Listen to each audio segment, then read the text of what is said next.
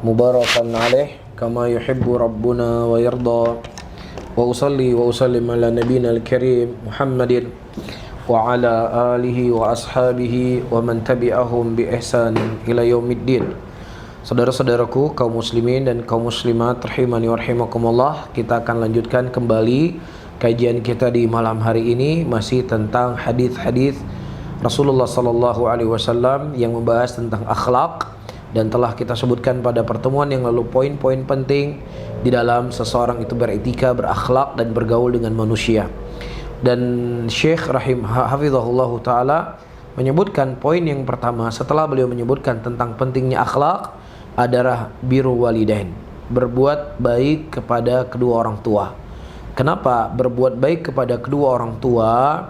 Ya, poin pertama yang beliau sebutkan dalam permasalahan akhlak disebutkan di sini oleh Syekh, ya'ti fi sadaratil akhlaq wa muqaddamiha birrul walidain li'annahuma ahaqqun nas, ya, di halaman 23, bil adabi wa bi husnil muamalati wa karimil akhlaqi wal adab kaifa la qad qarana Allahu haqqahuma bihaqqihi fi akthar min ayah min kitabihi azza wa jalla. Syekh rahimahullah menyebutkan di bab yang pertama setelah beliau menyebutkan tentang keutamaan akhlak adalah berbuat baik kepada kedua orang tua, dikarenakan orang tua adalah orang yang paling pantas untuk kita beradab dengan mereka, orang yang paling pantas untuk kita berbuat baik kepada mereka dan berakhlak mulia kepada mereka. Kenapa tidak? Bagaimana tidak? Allah Subhanahu wa ta'ala telah mengkaitkan atau menggandengkan antara haknya Allah Subhanahu wa ta'ala dengan hak kedua orang tua di banyak ayat di dalam Al-Quranul Karim. Di antaranya Allah Subhanahu wa ta'ala mengatakan, wa qadha rabbuka alla ta'budu illa iyyahu wa bil walidaini ihsana. Dan Allah Subhanahu wa ta'ala mewajibkan kepada kalian untuk tidaklah kalian beribadah kecuali hanya kepada Allah. Haknya Allah sebutkan. Kemudian wabil walidaini ihsana, dan kepada kedua orang tua hendaknya kalian berbuat baik. Ya, ini yang disebut oleh Syekh di atas tadi. Allah menggandengkan antara hak peribadatan kepadanya, kemudian Allah kaitkan setelahnya langsung dengan berbuat baik kepada kedua orang tua. Dan dalam ayat yang lain Allah Subhanahu wa ta'ala menyebutkan dalam surat Al-An'am ayat ke-151, qul ta'alau atlu ma harrama rabbukum alaikum alla tusyriku bihi syai'a wa bil walidaini ihsana.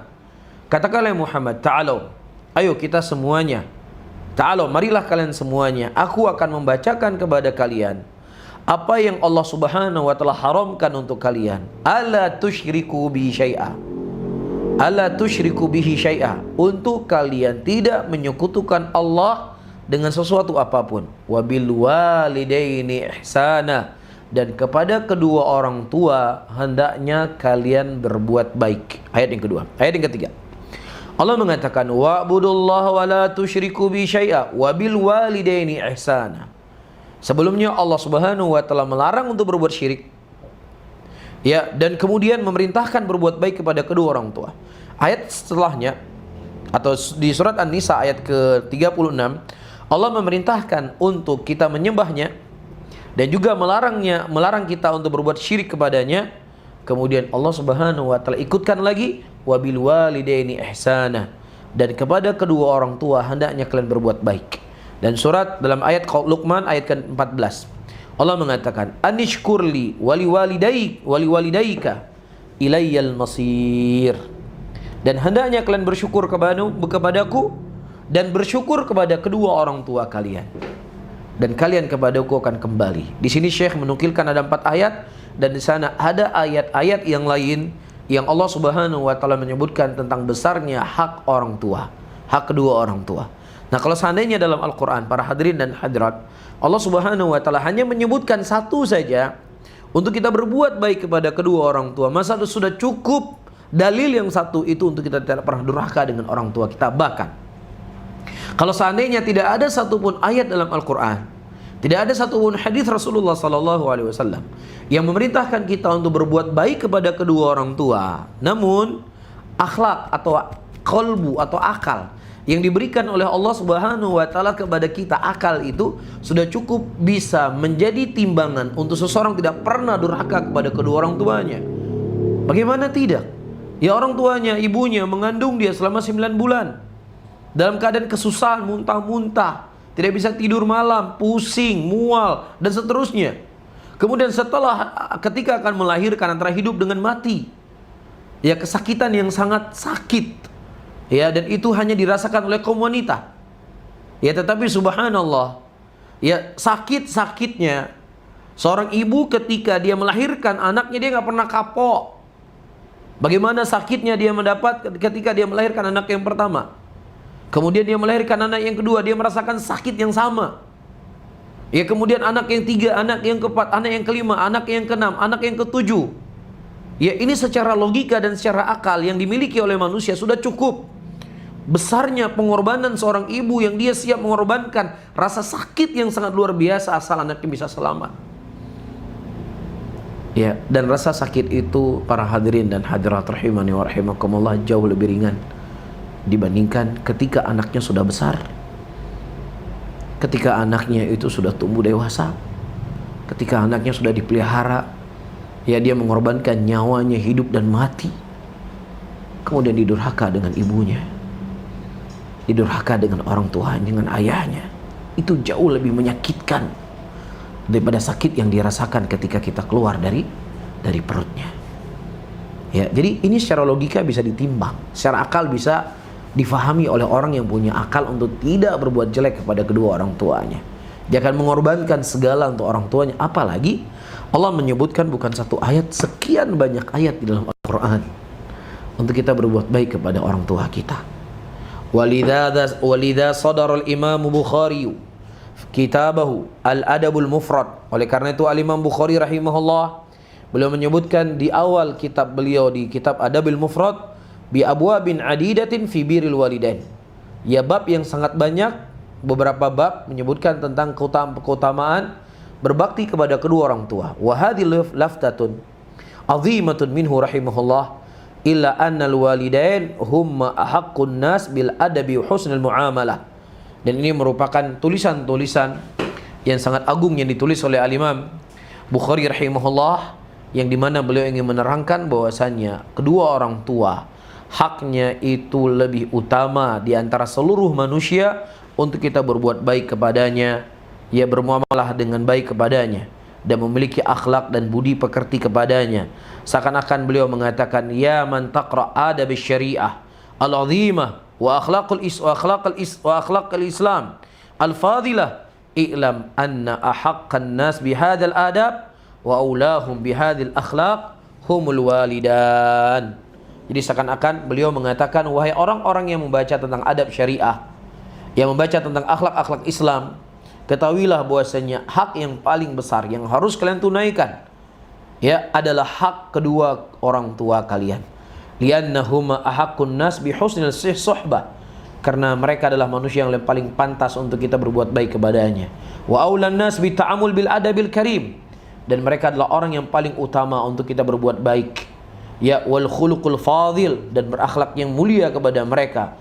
Wal muslim matlubun minhu ayyu'amila jami' ibadallah bidzalik, lakin al-walidani ahaqqu wa aula. Dan setiap muslim, mereka diperintahkan untuk berbuat baik kepada istrinya, berbuat baik kepada temannya, berbuat baik kepada tetangganya, berbuat baik kepada nasabahnya, berbuat baik kepada pelanggannya, berbuat baik kepada siapapun manusia.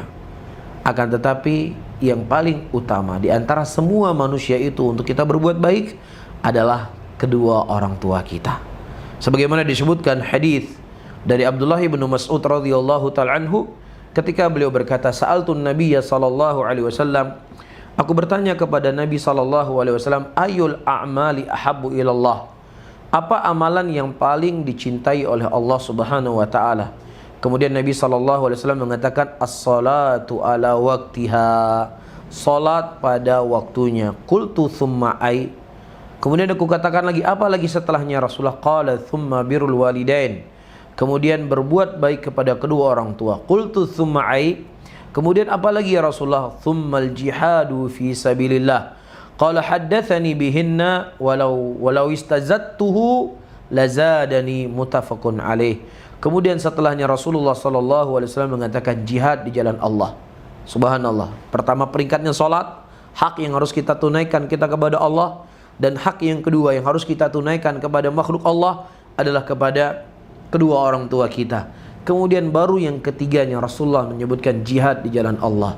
Kita ketahui bagaimana kemuliaan dan besarnya ibadah. Ya, berperang di jalan Allah Subhanahu wa taala, namun berbuat baik kepada kedua orang tua jauh lebih besar daripada jihad di jalan Allah Subhanahu wa taala. Dan Abdullah bin Mas'ud berkata, kalau seandainya aku meminta kepada Nabi sallallahu alaihi wasallam menyebutkan dan menerangkan apa lagi amalan, maka beliau akan menambahkan untukku. Di sini disebutkan oleh Syekh Abdul Razzaq hafizahullahu taala, hadza fi hirsu sahabati radhiyallahu anhum ala ma'rifati tafadulil a'mali wal muqaddam minha wa hirsuhum ala ma'rifati ma tunalu bihi mahabbatullahi azza wa jalla wa ayul a'mal ahabbu ilaih wa nabi'un an shiddati rugbatihim fil khairi wa ma'rifatil ahabbi al afdali liyaf'aluhu wa liyanalu bidzalika mahabbatallahi lahum. Wa qad kana min du'ain Nabi sallallahu alaihi wasallam fima sahha anhu wa as'aluka hubbuka wa hubbi man yuhibbuk wa hubba amalin yuqarribuni ila hubbik. Subhanallah. Di sini kita melihat para hadirin dan hadirat para sahabat Rasulullah sallallahu alaihi wasallam, mereka sangat bersemangat untuk mengetahui apa amalan-amalan yang mulia, apa amalan-amalan yang harus mereka kedepankan lebih dahulu. Dan di sini juga menunjukkan kesemangatan mereka untuk mengetahui hal-hal yang akan membuat Allah Subhanahu wa taala cinta kepada mereka. Ya, apa perbuatan yang bisa mereka lakukan agar Allah bisa mencintai mereka? Apa amalan yang mereka bisa lakukan agar mereka mendapatkan kedudukan yang tinggi di sisi Allah? Dan ini tidak lain dikarenakan ya muncul dari kesemangatan mereka di dalam kebaikan dan kesemangatan mereka untuk mengetahui amalan yang paling dicintai oleh Allah agar mereka bisa melakukannya dan supaya mereka bisa mendapatkan kecintaan dari Allah Subhanahu wa taala. Dan di antara doa yang sahih dari Nabi sallallahu alaihi wasallam, Nabi sallallahu alaihi wasallam mengatakan wa as'aluka hubbuka wa hubba man yuhibbuk. Ya Allah, aku meminta kepadamu ya sesuatu yang aku bisa membuat cinta kepadamu.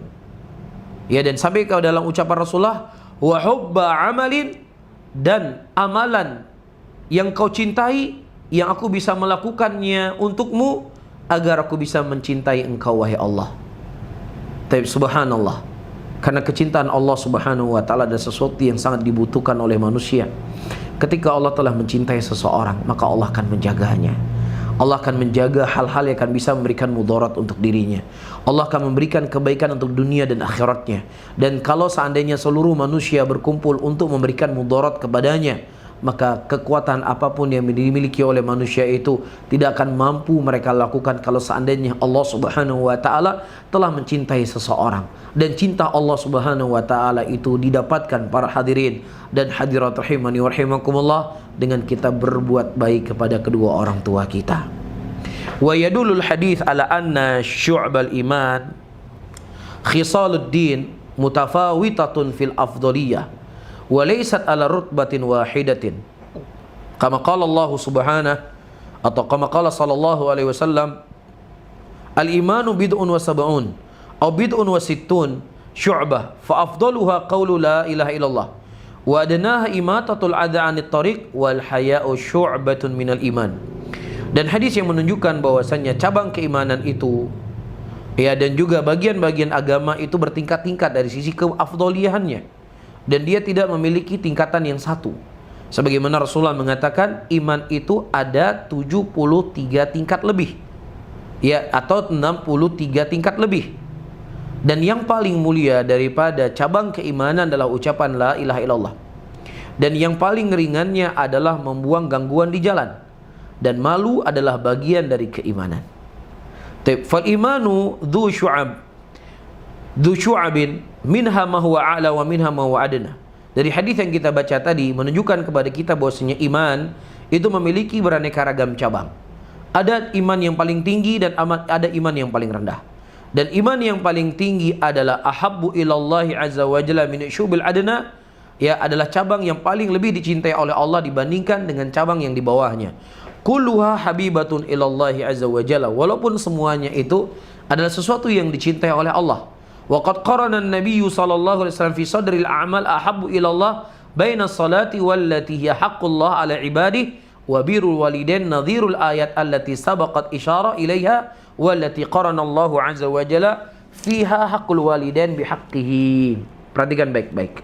Nabi SAW dari hadis yang datang dari Abdullah bin Mas'ud radhiyallahu taala anhu, di sini para hadirin dan hadirat, ya, thariqah yang beliau sampaikan sama seperti thariqah Al-Qur'an. Al-Qur'an menyebutkan tugas pertama yang harus dilakukan oleh seorang hamba adalah haknya Allah Subhanahu wa taala untuk dia beribadah hanya kepada Allah. Kemudian Allah Subhanahu wa taala mengurutkan urutan yang kedua untuk berbuat baik kepada kedua orang tuanya. Demikian juga Nabi SAW dari hadis yang kita baca, poin yang pertama yang beliau sampaikan adalah melakukan salat, yang itu merupakan hak Allah yang harus ditunaikan oleh seorang hamba, dan juga selanjutnya adalah berbuat baik kepada kedua orang tuanya. Bahkan wa qad qadama haqqul walidain 'alal jihad. Bahkan Nabi SAW telah mengedepankan berbuat baik kepada orang tua itu lebih dikedepankan daripada jihad di jalan Allah. Hadza fi tanbihun ila ishtirati ridhahuma wa idznihuma fil jihad. Ini menunjukkan kepada kita para hadirin dan hadirat rahimani wa rahimakumullah, jihad itu harus ada ridha dari orang tua. Ya, sebagaimana disebutkan hadis dari Nabi SAW ketika ada seorang sahabat yang waktu itu mereka meminta izin untuk berjihad di jalannya Allah, berperang di jalan Allah. Rasulullah mengatakan, laka abawan, apakah engkau memiliki dua orang tua? Qala na'am, iya ya Rasulullah. Qala fa fihima fajahid, maka kepada keduanya lah kalian berjihad. Fa haqqul walidain haqqun 'azimun, hak kedua orang tua merupakan hak yang sangat besar. Wa birruhuma amrun mutaakkidun, dan berbuat baik kepadanya merupakan perintah yang sangat dikuatkan atau ditekankan. Para hadirin dan hadirat, teman-teman semuanya, perhatikan apa yang disebutkan oleh Nabi SAW tadi. Ada dua orang sahabat yang mereka ingin berjihad. Jihad itu merupakan ibadah kepada Allah Subhanahu wa taala. Jihad adalah amalan yang paling agung, amalan yang paling mulia. Akan tetapi Rasulullah SAW meminta izin, menyarankan atau memerintahkan sahabat yang ingin berperang untuk meminta izin dulu kepada kedua orang tuanya. Berapa banyak anak hari ini yang mereka main game, yang mereka sibuk dengan HP-nya, yang mereka sibuk dengan temannya, yang mereka sibuk dengan tongkrongannya, yang mereka sibuk dengan sepedanya, yang mereka sibuk dengan motornya, yang mereka sibuk dengan mobilnya, yang itu semuanya bukan ibadah. Itu semuanya perkara mubah, bahkan cenderung ada unsur dosanya. Ya, tetapi dia lebih mengedepankan perkara-perkara yang mubah tersebut. Dia tidak peduli dengan ibunya, tidak peduli dengan ayahnya. Dia tidak peduli dengan keridhaan kepada kedua orang tuanya. Ini sebuah kesalahan. Yang jihad saja kita harus meminta ridho kepada kedua orang tua. Apakah boleh saya berangkat jihad ataukah tidak? Kalau orang tua tidak memberikan izin, maka kita berjihad dengan orang tua itu lebih mulia. Nah, apalagi yang itu bukannya ibadah, apalagi itu cuma perkara mubah, apalagi itu sesuatu yang sifatnya terkadang melalaikan. Maka ini harus diperhatikan. Ketika ayah atau ibu meminta kepada anaknya, nak, stop ngegame, stop dengan HP-mu, stop dengan temanmu, stop dengan inimu, harus segera dia stop. Jihad saja dia nggak boleh berangkat, apalagi cuman sekedar nongkrong di luar, apalagi cuman sekedar duduk-duduk dengan temannya, apalagi di situ ada hal-hal yang akan terjatuh ke dalam perkara yang haram. Nah, ini harus kita perhatikan. Ya, jangan sampai ketika ibu kita sudah tidak ada lagi di muka bumi ini, ya, ketika ayah kita sudah tidak ada lagi di muka bumi ini, kemudian disitulah kita menyesal, disitulah kita akan menangis, disitulah kita akan bersedih. Tangisan, sedihan kita, penyesalan kita sudah tidak akan bermanfaat lagi. Nah, ketika Allah Subhanahu wa taala masih memberikan kepada kita kemudahan, para hadirin dan hadirat rahimani wa rahimakumullah, ya, memiliki orang tua, maka jangan sia-siakan ya kehadiran mereka di tengah kita. Ya, mari kita jadikan berbuat baik kepada mereka sebagai langkah untuk menuju surganya Allah Subhanahu wa taala. Kemudian kata Syekh, para hadirin dan hadirat rahimani wa rahimakumullah, wal birru kalimatun jami'atun tatanawalu jami'u sunufil ihsan wa karimul muamalah wa tayyibul akhlaq wa yuhsan ilaihima bil muamalah wa bil qawl bi istimalil adab wal khuluq wal bit ta'ah wal bud wal uquq. Al bir walidain. Apa itu kalimat bir? Bir adalah sebuah kalimat yang mencakup di dalamnya seluruh daripada bagian-bagian kebaikan. Ya, apakah baik dalam bermuamalah, apakah bagus dalam berakhlak, ataukah lurus dalam bergaul dengan ucapan, ya, dengan menggunakan adab, dengan taat kepadanya, dan tidak berbuat durhaka kepada kedua orang tuanya. Dari Abdullah bin Amr radhiyallahu taala anhu, dari Nabi sallallahu alaihi wasallam, beliau berkata, ridho Rabbi fi ridhol walid wa sakhata Rabbi fi sakhatil walid. Ridhonya Allah Subhanahu wa taala dengan ridho ayah atau ibu, dan durhakanya dan murkanya Allah dengan, ya, kemurkaan orang tua. Oleh karena itu, adik-adik semuanya, teman-temanku semuanya, ya, yang mendengar kajian di malam hari ini, apapun yang kalian lakukan, kalian mau menikah, mintalah keridhaan orang tua kalian. Kalian ingin bekerja, mintalah keridhaan dari orang tua kalian. Kalian ingin memulai berbisnis, mintalah keridhaan orang tua kalian. Ya, kalian ingin memilih kampus untuk kalian kuliah, mintalah keridhaan orang tua kalian.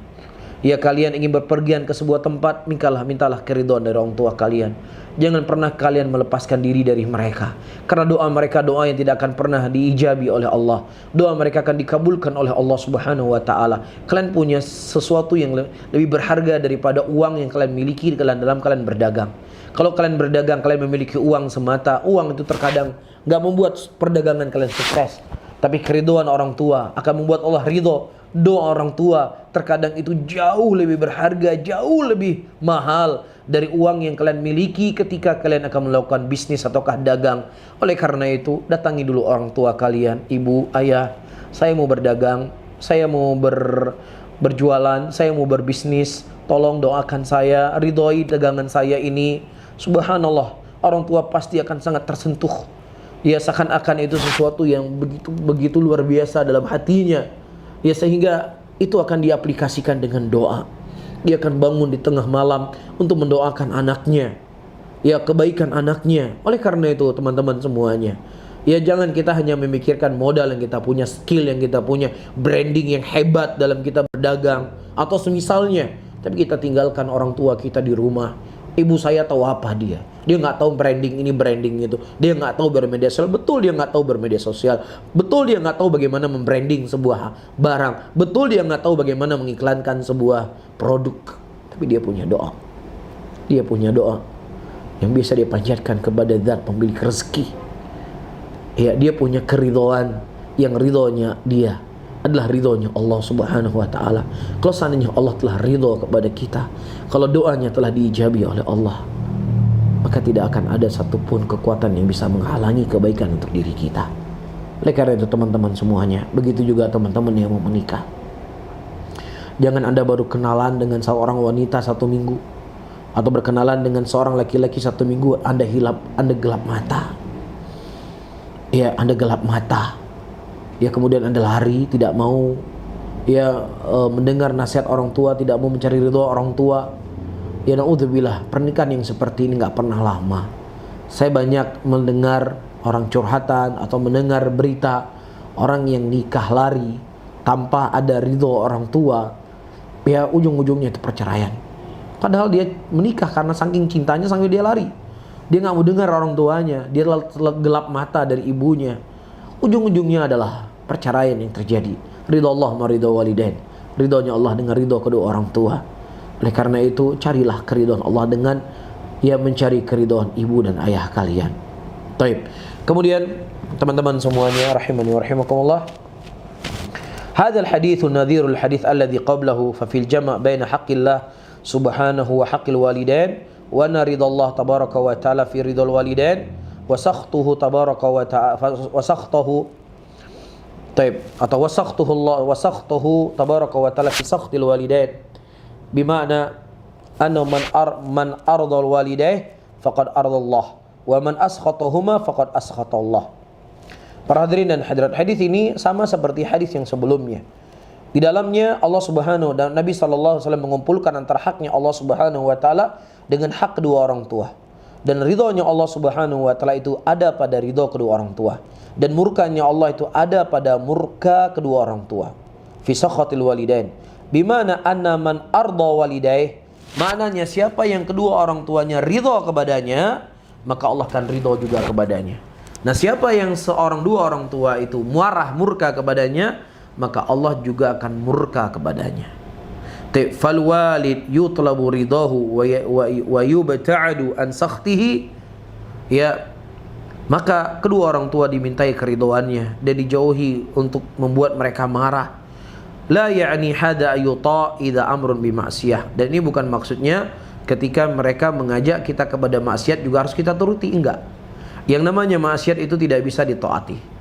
Walaupun orang tua kita yang memerintahkan, walaupun ibu kita yang memerintahkan, walaupun ayah kita yang menyuruh kita, kita tidak boleh untuk taat kepada keduanya.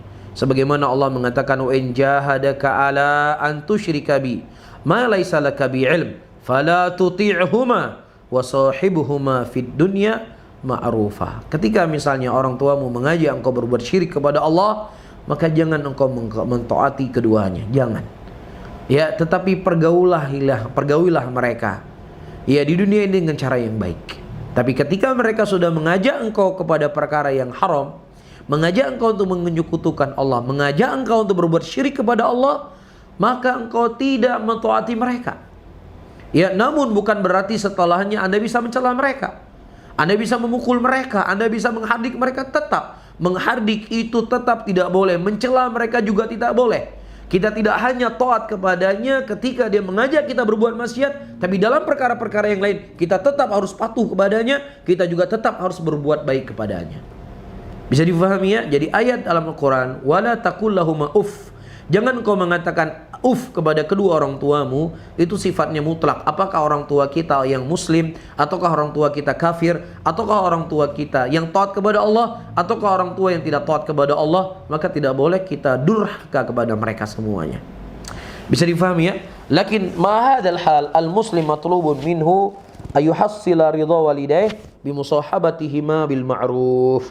Akan tapi bersama dengan itu seorang muslim dia dituntut untuk mendapatkan ridho kedua orang tuanya dengan dia menggauli mereka dengan cara yang baik, mereka berakhlak dengan mereka dengan akhlak yang baik, mereka berbicara dengan mereka dengan bicara yang indah, mal imtina anil fi'il ma'siyah allati yad'unahu ilaiha. Ya, tetapi bersama dengan itu dia harus menjauhi maksiat yang mereka mengajak engkau berbuat maksiat kepadanya. Bisa difahami ya? Terkadang yang namanya seorang anak seperti yang saya sebutkan tadi, dia berkenalan dengan seorang wanita, berkenalan seorang laki-laki, kemudian dia gelap mata, dia pulang ke rumahnya, ibu saya ingin menikah. Kemudian ibunya mengatakan, oh nggak bisa. Yang namanya ibu kadang-kadang punya naluri sesuatu kepada anak yang telah dia lahirkan. Ya, maka anak di sini jangan terlalu buru-buru, jangan kemudian dia bentak-bentak orang tuanya. Tidaklah orang tuanya mengucapkan jangan, bukan karena dia benci kepadamu, bukan karena dia tidak suka dengan apa yang kau ingin lakukan, bukan. Tapi naluri dia sebagai seorang ayah, naluri dia sebagai seorang ibu, ada sesuatu dalam hatinya yang terkadang gak bisa kita rasakan. Maka di situ butuh kesabaran kita jelaskan baik-baik. Ya, kita terangkan kepada dia begini. Kalau hari ini belum, besok kita coba lagi. Besok belum, kita coba setelah harinya lagi. Minggu ini gak berhasil, kita coba minggu depan. Bulan ini gak berhasil, kita coba bulan depan. Terus demikian. Ya, jangan karena Anda mengenal dengan seorang perempuan kemudian Anda mencaci maki ibu Anda, kemudian Anda menghardik ibu Anda. Siapa perempuan tersebut?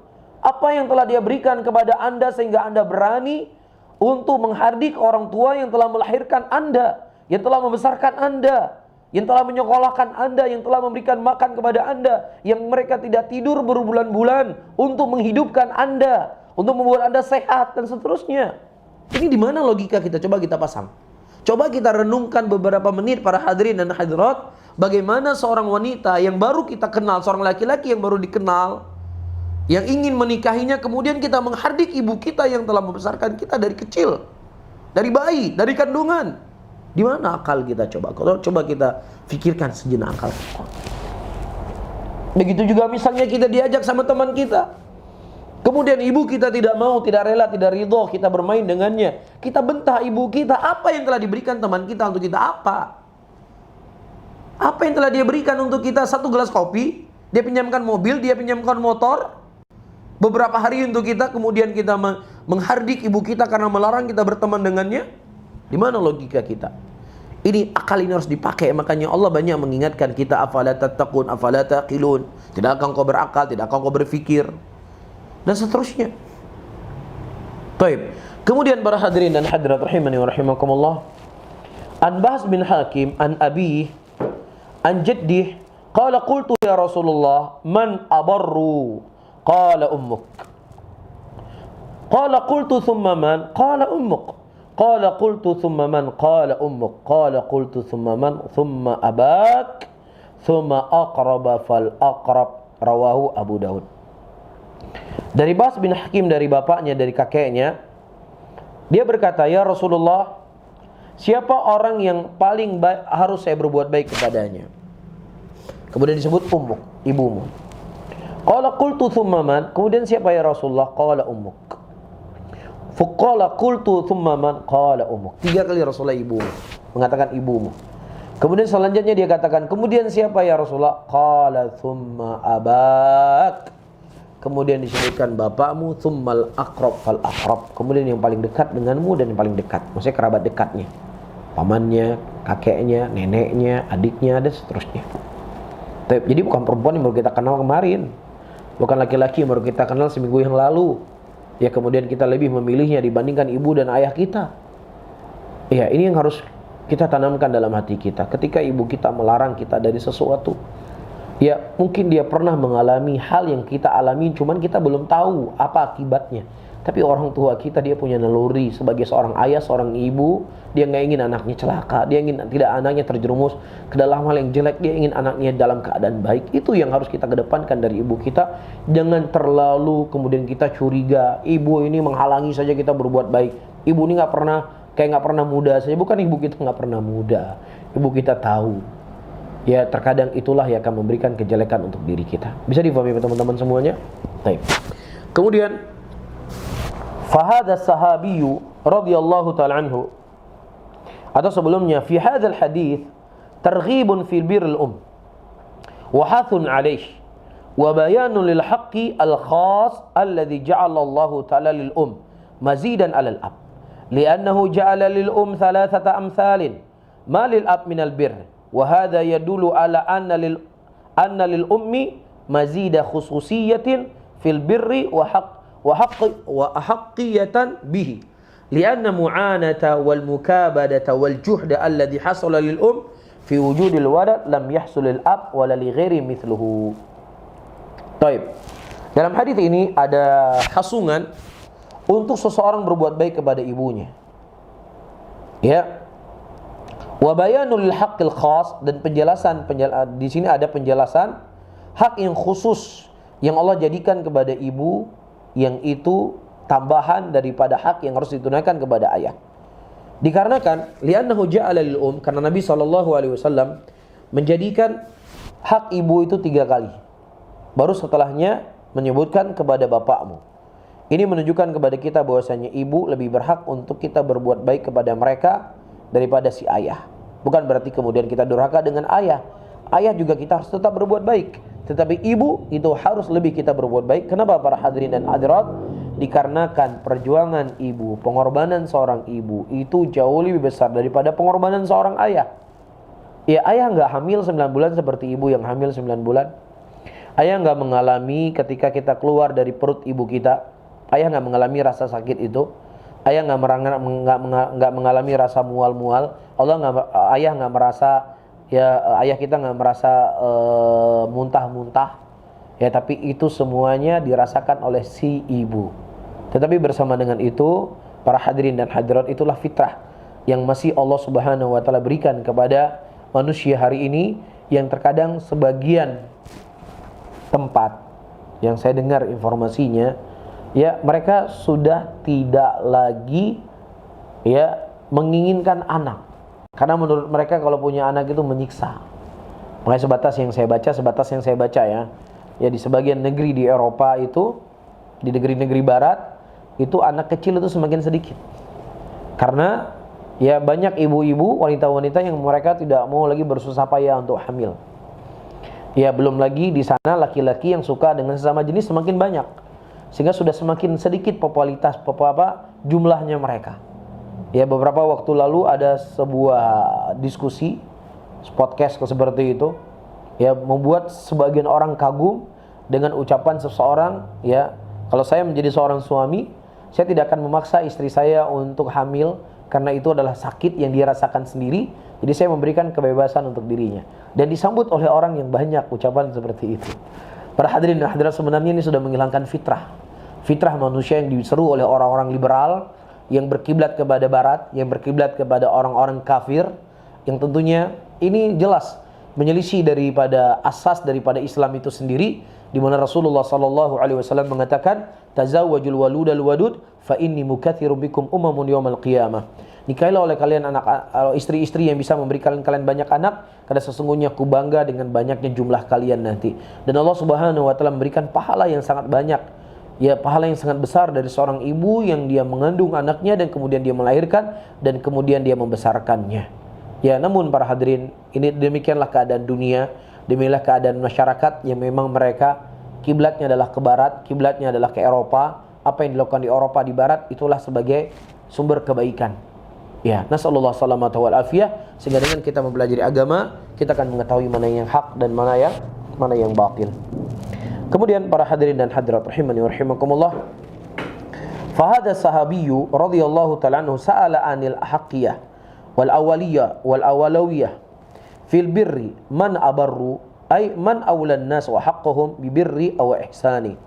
Sahabat ini dia bertanya kepada Nabi SAW, siapa yang paling berhak untuk dia berbuat baik, ya, dan siapa manusia yang paling utama untuk dia berbuat baik. Mura'atul awaliyah fil a'mal babun syarifun minal ilm. Ya, seseorang mencari sesuatu yang afdol, sesuatu yang lebih mulia, ini merupakan pintu yang mulia dalam ilmu. Id lam yuwaffaq ilaihi al-'abdu farubbama yanshaghilu fi umurin aqall min ghairiha. Ya, karena terkadang seseorang tidak diberikan taufik oleh Allah, dia sibuk dengan hal-hal yang enggak penting untuknya. Atau ibaratnya kita di Aceh, lele yang peng bicah. Ya, lele yang peng bicah. Padahal napeng lebih hendak raya lah menjadi fokus. Ada uang yang lebih besar yang bisa dia fokus, tapi sibuknya sama uang recehan. Ya, ada amalan-amalan yang dia bisa mengumpulkan sekian banyak keutamaan, tapi sibuknya sama alam-alam yang terkadang amalan itu di bawahnya. Bukan nggak boleh, tapi di sini seperti yang disebutkan oleh Syekh tadi, ya, daripada bab mulianya ilmu, seseorang itu mengedepankan sesuatu yang lebih afdol, yang lebih baik, lebih mulia dibandingkan dengan yang lainnya. Ya, dan dia meninggalkan perkara-perkara yang besar, perkara-perkara yang penting, ya, dengan tersibuk dengan hal yang enggak penting tadi. Wa qad dzakara an-nabiy sallallahu alaihi wasallam birrul thalatha marrat wa sahabiyyu yu'idu su'al. Dan ketika Nabi sallallahu alaihi wasallam menyebutkan, ya, haknya ibu harus dikedepankan 3 kali, kemudian para sahabat ini mengulang kembali soalnya. Kemudian siapa ya Rasulullah? Keempat kalinya ketika beliau bertanya, baru beliau mengatakan bahwasannya berbuat baik setelahnya kepada bapakmu. Bisa difahami ya? Baik. Fa fi hadza, dari hadis itu menunjukkan kepada kita ta'kid ala idhami maqamil wa haqqiyatiha bil birri. Di sini ada penekanan dari Nabi sallallahu alaihi wasallam besarnya kedudukan ibu dan besarnya hak yang harus kita tunaikan untuk berbuat baik kepada mereka. Lihadzal ayatul lati fiha alwasiyatu bil walidain. Ya, oleh karena itu para hadirin dan hadirat, ketika Allah Subhanahu wa taala menyebutkan ayat-ayat yang di dalamnya wasiat untuk berbuat baik kepada kedua orang tua, ya, di sana disebutkan dengan lafaz mudzakkar. Wabil walidain, al-walid, walid itu laki-laki. Wala tudzakkar mu'anatal ab, li'anna al-mu'anah allati hasala lil fi wujudil walad lam yakun mithluha wala qaribun minha lil ab. Ya, karena memang kenapa hak ibu itu lebih besar? Karena hak ibu itu seperti yang kita sebutkan tadi, dia lebih banyak pengorbanannya ya kepada lahirnya anak di muka bumi ini, sebagaimana Allah sebutkan dalam surat Luqman ayat ke-14, yang mana dalam surat Luqman itu ada 3 perkara yang sangat agung, yang sangat besar, yang dilakukan oleh seorang ibu, yang tidak dilakukan oleh seorang ayah. Yang pertama al-halmul wa thiqluhu, ya, hamil dan berat di dalam kehamilan tersebut. Yang kedua al-wad'u, ya, ketika dia melahirkan. Yang keempat ar-ridhaah, ketika dia menyusui. Ya, 3 hal inilah sesuatu yang sangat berat yang dilakukan oleh seorang ibu, yang itu tidak dilakukan oleh ayah. Sehingga dengan sebab ini, ya, Allah Subhanahu wa taala menjadikan hak ibu lebih dikedepankan daripada hak seorang ayah. Wallahu taala alam bisawab. Mungkin ini yang bisa saya sampaikan pada kajian kita di malam hari ini. Dari waktu yang tersisa, ya, mungkin kita menjawab beberapa soal sebatas kemampuan yang saya ketahui, dan saya tidak dibebani oleh Allah apa yang saya tidak ketahui. Wallahu a'lam bishawab.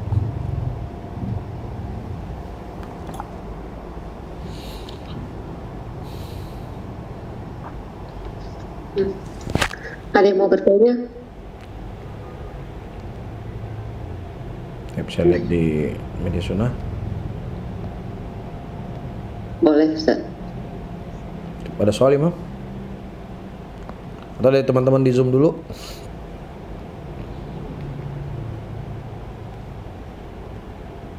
Jadi Ustaz, buat kita yang orang tuanya udah nggak ada, Ustaz, gimana cara kita berbakti, Ustaz?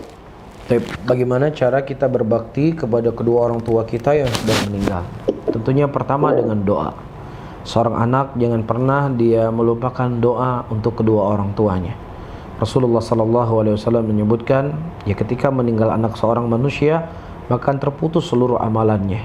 Di antara amalan yang tidak terputus adalah doa anak yang soleh kepada kedua orang tuanya.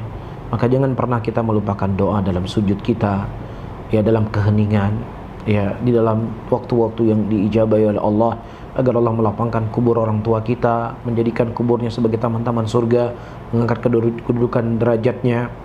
Ya, kemudian yang kedua, para hadirin dan hadirat, kita berusaha untuk mencintai siapa yang mereka cintai di masa mereka hidup. Ya, ada saudara-saudaranya, ada adiknya, ada kakaknya, ada abangnya, ada tetangganya, ada sahabatnya, yang dulunya dia selalu berbuat baik dengan mereka, yang dulunya mereka selalu menyambung tali silaturahmi dengan mereka. Maka cara kita berbuat baik kepada mereka yang telah meninggal, kita tetap menjalin hubungan tersebut, ya. Kemudian yang ketiga, para hadirin dan hadirat rahimani wa rahimakumullah, Rasulullah SAW mengatakan, anta wa maluk li abik, engkau dan hartamu adalah milik bapakmu. Maka siapa yang seseorang punya kelapangan harta, ya, tidak ada masalah untuk dia melakukan amalan-amalan yang amalan tersebut bisa sampai ke dalam kubur orang tuanya. Ya, dia misalnya membangun masjid dengan niat untuk pahala ke orang tuanya, dia membangun panti asuhan, panti jompo, ya, atau membangun pasantren-pasantren, ya, yang itu adalah hal-hal yang di dalamnya orang akan membaca Quran, yang dia niatkan untuk kedua orang tuanya, maka insya Allah itu juga akan sampai. Ya, kemudian yang selanjutnya, para hadirin dan hadirat rahimani wa rahimakumullah, ya, dia praktekkan, dia amalkan apa yang dulunya orang tuanya mengingatkannya, menasehatinya, ya, maka insya Allah kebaikan seorang anak itu pahala yang akan pertama mengalir adalah kepada ibunya, kepada ayahnya, yang dahulunya selalu mengingatkan dia, menasihati dia dari hal-hal yang baik tersebut. Wallahu ta'ala alam bisawab. Ya, Ustaz, jazakallahu khairan. Baik, barakallahu fiik. Iya, saya juga ingat selalu Abu dulu masih ada selalu bilang, selagi kamu masih muda, beribadahlah yang rajin. Masya Nanti Allah. kalau udah tua, tenaga udah kurang, segala-galanya sudah kurang. Dia selalu bilang gitu sih. Masya Allah, Masya Allah. Ya, jadi apa yang dilakukan oleh anak, yang dididik oleh orang tuanya di atas taat kepada Allah, maka itu semuanya akan mengalir ke kubur orang tuanya. Ya, dan inilah sebenarnya seorang ayah, seorang ibu, ketika dia berpikir untuk membangun perusahaan, agar perusahaan itu bisa menjadi sebab kebaikan anaknya ketika dia sudah meninggal, inilah hal yang baik, ini hal yang positif. Ya, namun, ya, ada sesuatu yang lebih hebat daripada itu semuanya, itu mencetak, mengkader anak-anak yang taat, anak-anak yang soleh, yang dia perusahaan yang terus memberikan laba kepada kedua orang tuanya, selama anak itu masih hidup terus akan mengalir pahala tersebut ke dalam kuburnya. Ketika anaknya tersebut dia dulunya telah dididik oleh ibunya di atas ketaatan, yang kemudian dia menikah, dia punya anak, dididik lagi anaknya tersebut di atas ketaatan seperti ibu dan ayahnya dulu mendidik dia. Dia transfer ilmunya kepada anaknya, maka amalan cucu tadi akan mengalir juga kepada kakek dan neneknya, yang mana kakek dan neneknya itu menjadi sebab bapak dan ibunya menjadi orang-orang yang taat, dan seterusnya dan seterusnya dan seterusnya. Para hadirin dan hadirat, ini tentang mulianya anak-anak yang soleh, mulianya anak-anak yang selalu taat kepada Allah, anak-anak yang dididik di atas keistiqomahan. Karena walaupun ibunya telah meninggal, dia pasti akan selalu mendoakan ibunya. Tapi kalau anaknya adalah anak yang namuha kiblat, tahu yang namuha kiblat, nggak tahu arah kiblat kemana, nggak mengenal Allah, nggak mengenal siapapun, bagaimana dia akan mendoakan ibunya? Ibunya saja masih hidup, dia nggak pernah peduli. Ibunya saja masih hidup, dia bentak-bentak. Ibunya masih hidup saja, dia hina. Ibunya masih hidup saja, dia telah memukulnya. Bagaimana lagi setelah ibunya meninggal? Meninggal ibunya akan membuat dia bahagia. Sehingga doa yang bagaimana yang kita harapkan anak-anak yang seperti ini. Oleh karena itu, teman-teman semuanya, mungkin ketika kita masih muda, mungkin wajar manusia ingin punya ini, ingin punya itu dari kehidupan dunianya. Tapi ketika kita sudah tua, umur kita sudah 50 tahun, masuk 60 tahun, atau sudah masuk 70 tahun, kita nggak butuh lagi dengan mobil yang mewah. Kita nggak butuh lagi rumah yang besar. Kita nggak butuh lagi dengan keliling dunia. Kita nggak butuh lagi dengan baju yang bagus. Tetapi yang kita butuh adalah perhatian anak kita. Yang kita butuh dia menelpon kita, dia tanya bagaimana kabar kita. Yang kita butuhkan dia tanya, ibu sudah minum obat. Yang dia butuhkan dia datang ke rumah kita, dia memegang tangan kita. Yang kita butuhkan dia datang dengan anaknya, dengan istrinya ke rumah kita, dia makan apa yang kita masak di rumah kita. Itu yang diharapkan. Tidak diharapkan apapun lagi. Dia nggak harap anaknya belikan mobil untuknya. Dia nggak harapkan ibunya dia belikan pakaian yang bagus untuk ibunya. Enggak. Yang diharapkan di masa-masa tua adalah perhatian dari anaknya. Dan anak yang soleh pasti dia akan selalu peduli dengan ibunya. Anak yang taat sama Allah pasti dia akan selalu memikirkan ibu dan ayahnya. Tapi anak yang jauh dari Allah, anak yang nggak pernah mengenal agama, anak yang nggak pernah mengenal arah kiblat, bagaimana dia akan sayang sama ibunya? Dengan dirinya saja dia tidak sayang. Di dunia saja Allah telah memberikan nampak hebat baiknya anak yang soleh, apalagi di akhirat kelak. Dan sebaliknya, kalau anaknya adalah anak yang bandel, anak yang jauh dari Allah, di dunia saja dia telah dinampakkan kesengsaraannya, punya anak yang durhaka, bagaimana lagi kelak nanti di yaumul qiyamah. Oleh karena itu, ayah dan ibunda, berikanlah waktu maksimal yang kita punya untuk mendidik anak kita dari semenjak dininya menjadi anak-anak yang taat, anak-anak yang soleh, kepada anak-anak yang selalu patuh dengan Allah dan Rasulnya. Maka anak yang cinta dengan Allah dan Rasulnya, pasti dia akan mencintai kedua orang tuanya. Wallahu ta'ala alam bisawab. Baik, barakallahu fiik. Ada yang mau bertanya? Baik. Di sini ada soal. Waalaikumsalam warahmatullahi wabarakatuh. Nah, silakan. Siapa?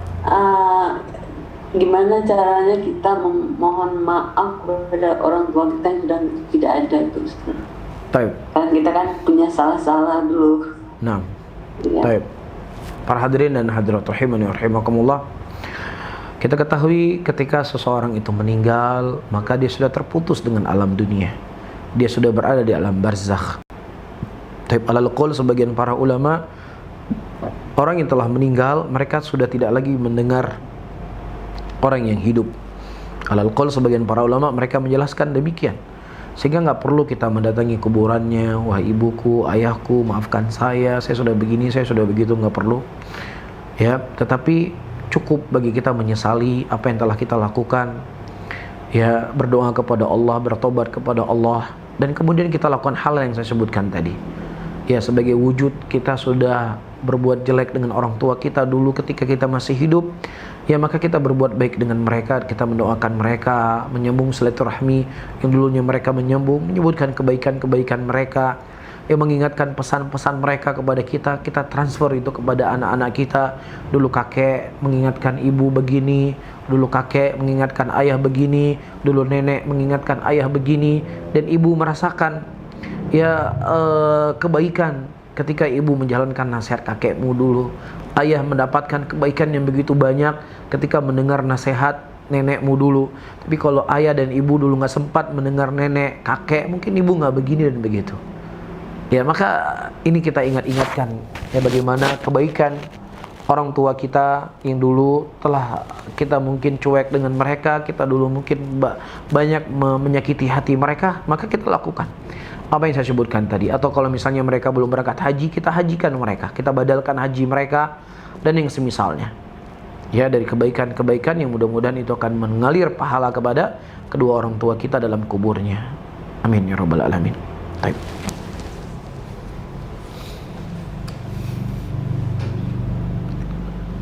Ada yang lain?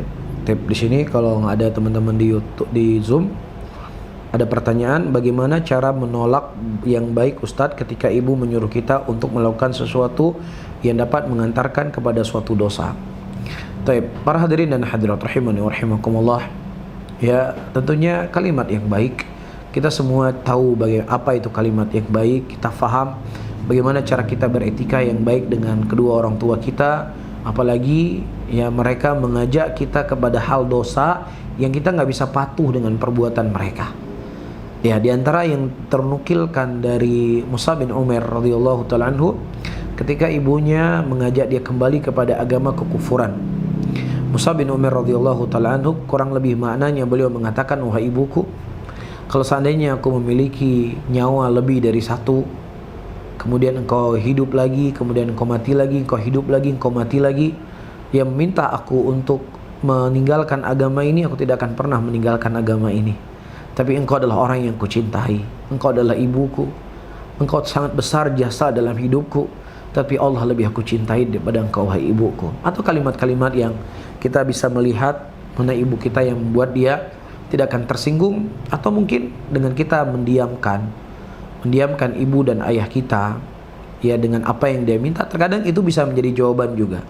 Kita diam, kita tidak saut, takutnya kalau kita menyaut, para hadirin dan hadirat rahimani wa rahimakumullah, nanti akan membuat mereka justru akan semakin tersinggung. Maka seorang anak akan lebih tahu mana maslahat ibu dan ayahnya, bagaimana cara dia menjawab ya permintaan ibunya ketika ibunya ingin mengajak dia untuk berbuat dosa. Nah, wallahu a'lam bishawab. Taib, kemudian di sini assalamualaikum waalaikumsalam warahmatullahi wabarakatuh. Bagaimana batasan seorang istri terhadap seorang ibunya karena hak terhadap suaminya ia lalai, tetapi terhadap keluarganya ia mengutamakannya. Taib, saya baca ulang, bagaimana batasan seorang istri terhadap seorang ibunya karena hak terhadap suaminya ia lalai, tetapi terhadap keluarganya ia mengutamakannya. Taib, bapak dan ibu-ibu yang dimuliakan oleh Allah, antara suami dengan istri itu ada hak yang berbeda-beda akan ibu dan ayahnya. Ketika seorang ayah telah melepaskan anak perempuannya kepada seorang laki-laki yang menjadi suaminya, maka semaksimal mungkin ayah dan ibu tersebut tidak masuk-masuk dengan urusan keluarganya, dan hasung dan giring istrinya, anak perempuannya untuk selalu patuh kepada suaminya, tentunya dalam batasan-batasan syariat. Jangan ibu dan ayah yang telah melafatkan, saya nikahkan kamu dengan anak perempuan saya, tetapi kemudian setelahnya dia yang ikut urusan rumah tangganya. Karena banyak rumah tangga yang terkadang ribut, terkadang terjadi perceraian, banyaknya pihak-pihak yang masuk yang nggak pantas untuk masuk di situ. Jelas ya? Maka seorang ayah harus melepaskan anaknya tersebut.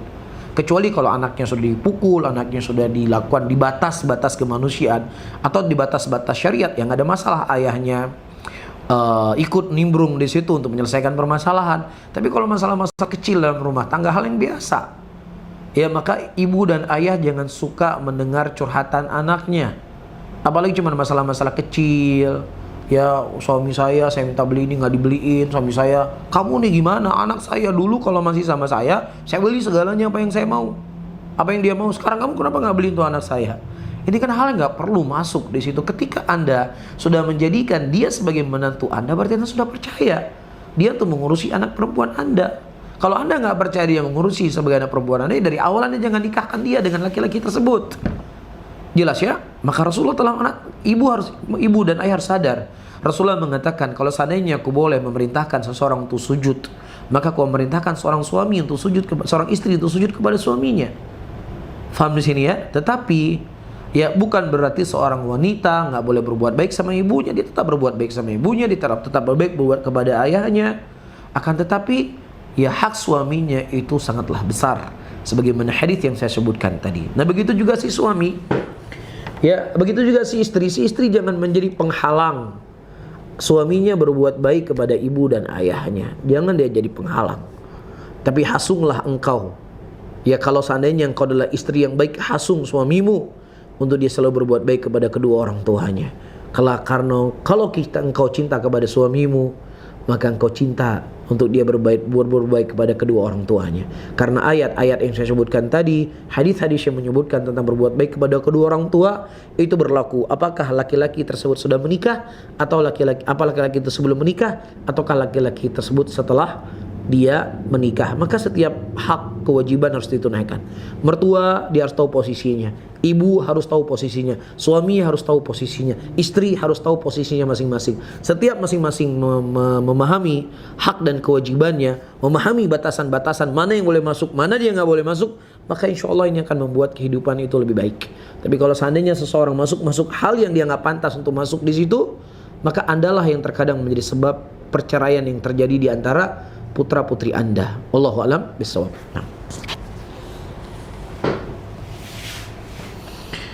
Baik.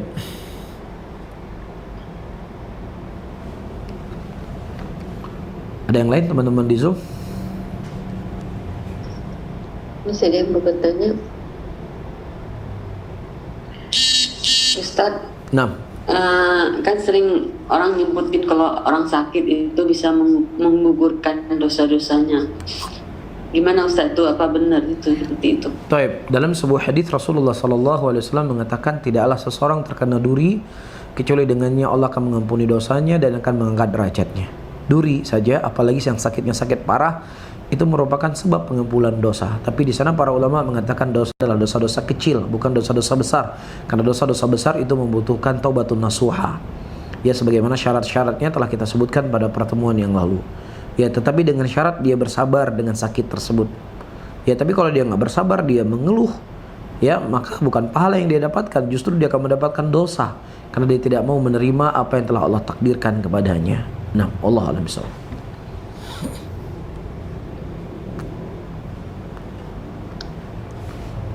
Baik. Kemudian di sini ditanya, kalau di Zoom belum ada pertanyaan. Saya sudah menikah dan belum punya keturunan. Di samping itu orang tua ingin mengasuh anak, tapi saya belum punya keturunan.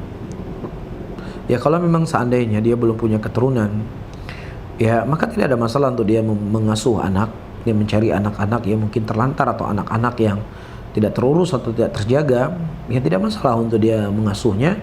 Ya maka dia akan mendapatkan pahala yang besar dan menjaga anak.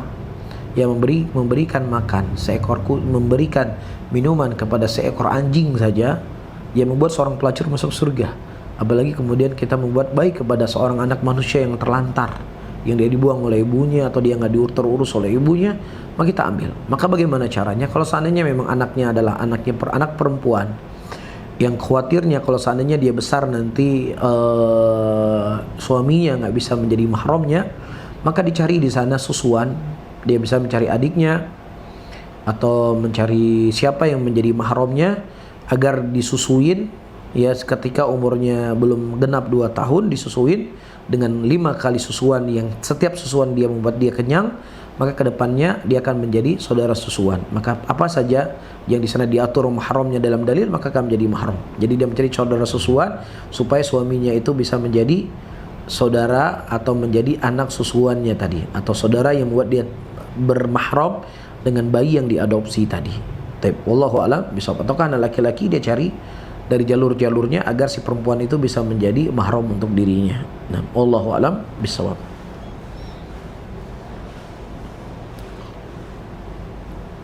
Ada yang lain teman-teman di Zoom?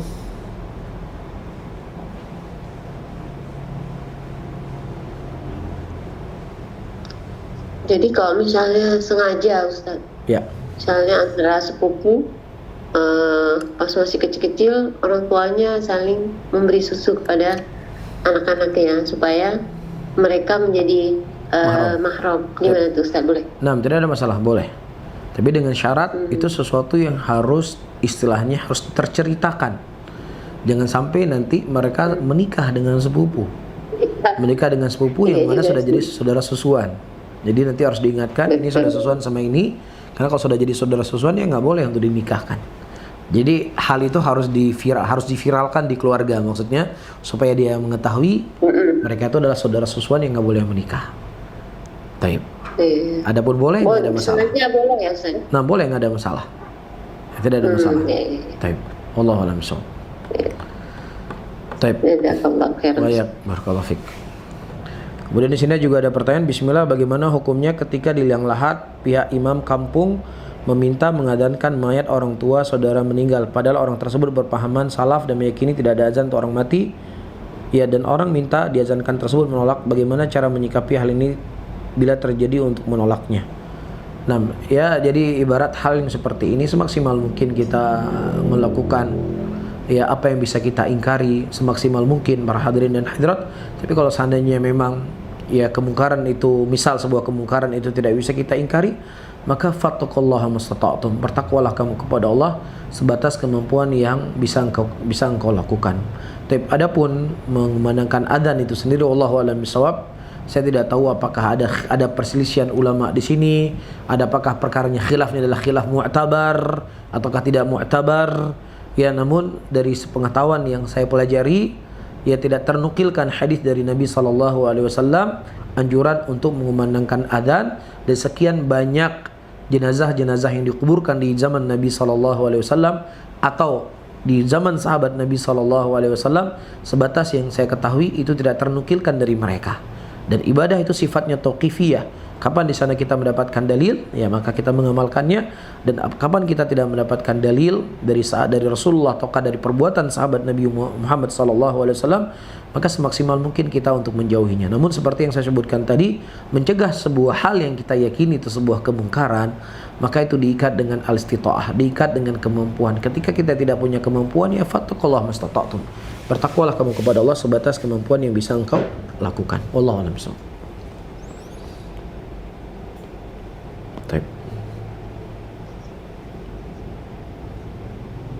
Ustaz, untuk jenazah nih Ustaz, misalnya keluarga kita meninggal, ya.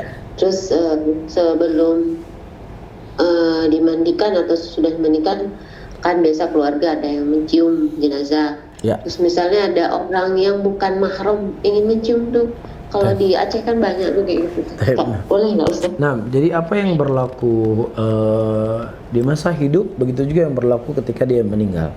Jadi antara bab fikih yang disebutkan oleh para ulama, misalnya ketika ada seorang laki-laki bapak meninggal, siapa memandikannya? Mandikan anak laki-lakinya. Anak laki-lakinya memandikannya, atau boleh istrinya memandikannya. Ya, adapun misalnya saudara sepupunya yang perempuan memandikan, ikut menyaksikan pemandian jenazah, maka itu nggak dibolehkan. Begitu juga dia mencium, misalnya yang meninggal laki-laki dicium oleh saudari perempuannya, maka nggak saudari sepupunya, nggak boleh. Ya, tapi kalau sama laki-laki dia mencium bidanya nggak ada masalah. Atau yang menjadi mahram bagi laki-laki tersebut nggak ada masalah. Ini bukan mahram mencium. Jadi apa yang tidak boleh dilakukan di masa hidupnya nggak boleh juga dilakukan di masa ketika dia sudah meninggal. Nah, wallahu a'lam bishawab. Aisyah radhiyallahu taala bahkan ya ketika Umar bin Khattab radhiyallahu taala dikubur di rumahnya Aisyah radhiyallahu taala anha, beliau selalu memakai hijabnya. Karena ada Umar bin Khattab di kamarnya beliau yang telah dikubur.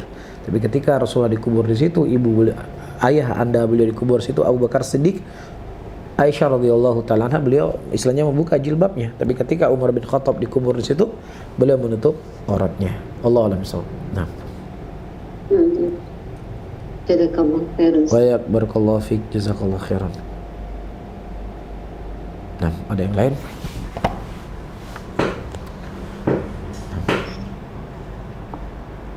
Kalau teman di grup Ashraf, Adan, Rizky, mana nih? Siapa lagi yang hadir? Ataya, Ataya. Sata. Hadir kan? Dengar ya kajiannya? Jangan ibu-ibunya aja yang dengar. Dengar nih Ustaz ini. Dengar ya. Oh. Alhamdulillah. Baik, Masya Allah. Nah, Hadir nih, nggak bertanya. nggak bertanya. Gimana Jakarta sekarang? Masih PPKM tambah. Nambah lagi PPKM-nya? Iya.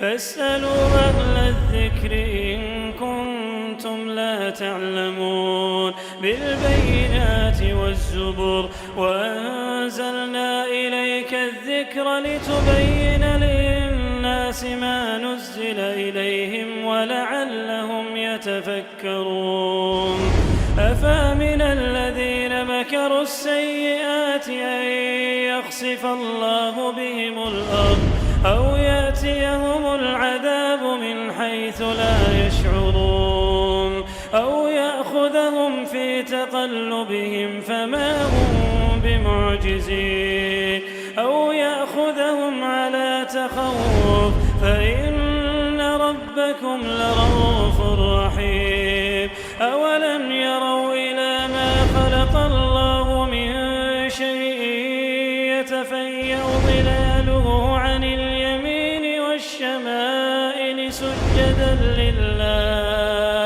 سجدا لله وهم داخرون ولله يسجد ما في السماوات وما في الأرض ولله يسجد ما في السماوات وما في الأرض من دابة